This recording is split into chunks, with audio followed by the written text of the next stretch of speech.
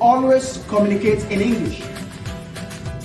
Either maybe when you're chatting on WhatsApp or on Instagram, communicate in English. When you're coming to school, try to communicate in English. When you're going out from school, communicate in English. When you are in class, the two of you should try as much as possible to communicate in English. Now, it might be very difficult because you'll be like, oh, the two of us, we don't know English. Yes.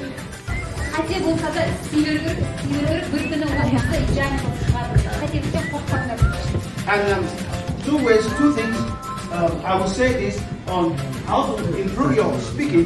Number one, have a partner. Alright? Have a partner. Communication is not complete without receiving and sending. Okay? Can I say it again? Communication is not complete without sender and receiver. Alright? I'll send information and someone will receive the information and send it back to me. Do you understand your skills? There are some apps that also helps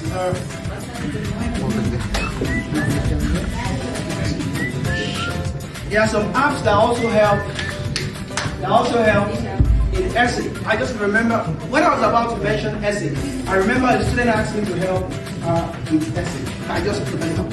Alright. So I don't want to talk too much because we have some activities to do.